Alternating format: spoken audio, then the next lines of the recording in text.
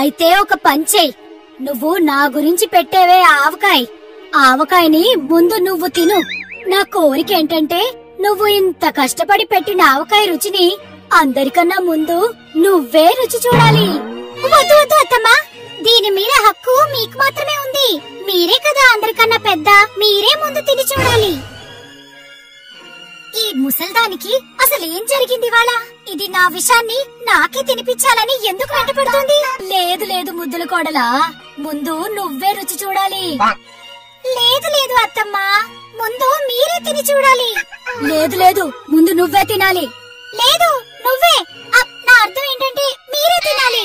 తింటావా తినవా, లేదా నన్నే నీ నోట్లో కుక్కమంటావా? ఈ ఆవకాయ పెట్టింది మీకోసం, మీరు ఒప్పుకుంటే నేనే మీ నోట్లో కుక్కి చూపిస్తాను. ఈ ఆవకాయని నువ్వేంటి, నీ బాబు కూడా ఇవాళ తిని తీరాలి. నిజం చెప్పు, అసలు ఇందులో ఏం కలుపుకొచ్చావే రాక్షసి? నేనేమీ కలపలేదే. అయినా మధ్యలో మా నాన్న ఎందుకు? మీరు ఎక్కువగా మాట్లాడితే నేను మిమ్మల్ని తిన్నగా మీ నాన్న దగ్గరికి పంపుతాను.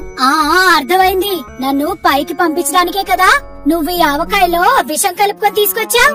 నీలాంటి దాంతో ఉన్న తర్వాత నా బుర్ర కూడా కాస్త పనిచేస్తోందిలే. తిడుతున్నారా? నన్ను తిడుతున్నారా? నా వెధవ బుద్ధులన్నీ నేను మీ దగ్గరే నేర్చుకున్నానత్తయ్యా. నేను చెడ్డదాన్నైతే మీరు నాకన్నా పెద్ద చెడ్డవారు. అదంతా పక్కన పెట్టు, ముందు ఆవకాయ తిను. నేనైతే తినను, ముందు మీరు తినండి. ఆగువే, నువ్వు ఎలా తినవో నేను చూస్తాను.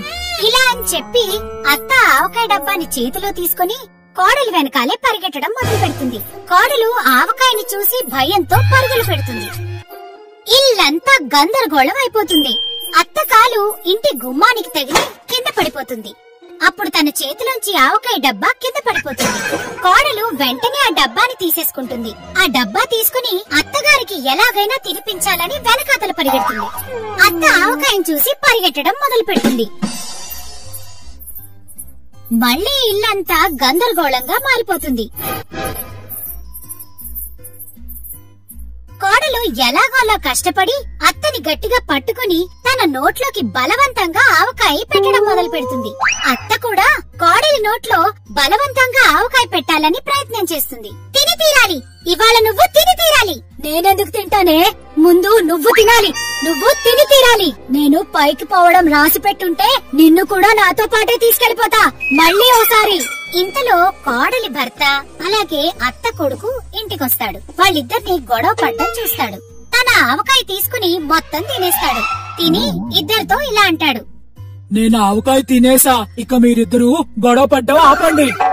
ఇక అబ్బాయి గారు ఇంకో 4 ముక్కలు మాట్లాడే లోపే తన నోరు మూత పడిపోతుంది. తను కళ్ళు తిరిగి కింద పడిపోతాడు.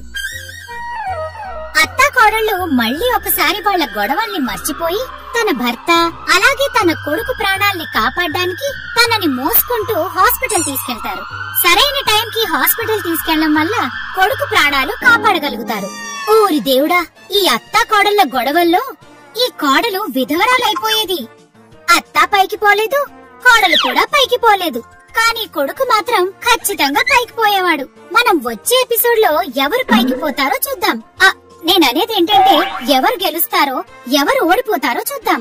అందుకే ఈ అత్తాకోడళ్ల కథని చూస్తూనే ఉండండి, ఎందుకంటే ఈ కథ ఇంకా ఇంట్రెస్టింగ్ అవ్వబోతోంది.